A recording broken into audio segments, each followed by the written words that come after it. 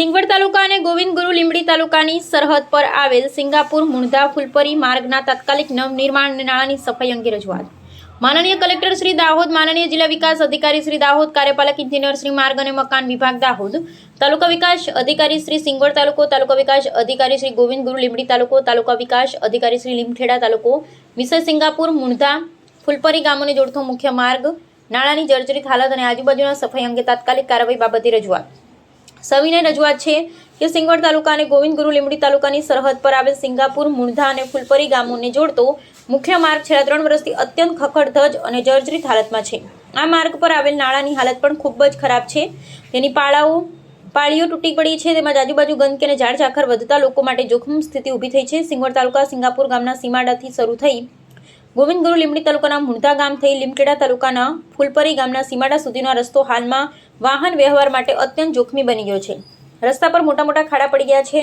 ચોમાસામાં તેમાં પાણી ભરાઈ રહે છે, જેના કારણે મોટરસાઇકલ, સાયકલ અને અન્ય નાના વાહનો પસાર થવા સમય લોકો પડી જાય છે અને અકસ્માતના બનાવો બનતા રહે છે.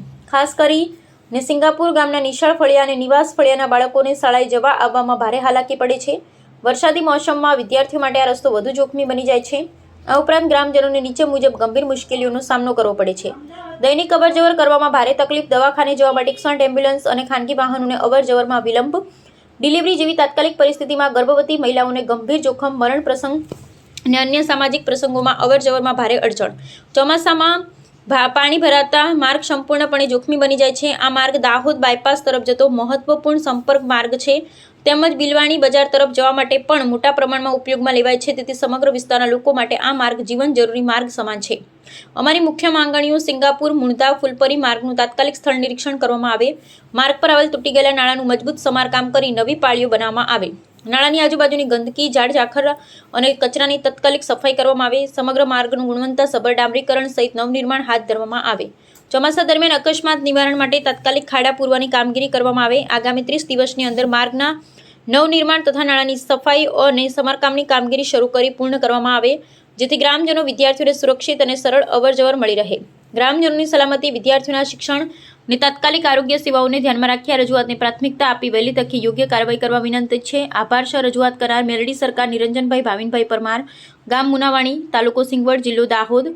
શુરમુલભાઈ ચુનિયાભાઈ નીનામા, ગામ સિંગાપુર, તાલુકો સિંગવડ, જિલ્લો દાહોદ. તારીખ 2/8/2026, સ્થળ સિંગવડ, દાહોદ. સોશિયલ મીડિયા માટે ટૂંકો સંદેશ. સિંગાપુર મુણધા ફૂલપરી માર્ગ બચાવો. છેલ્લા 3 વર્ષથી મુખ્ય માર્ગ ખખડધજ હાલતમાં છે.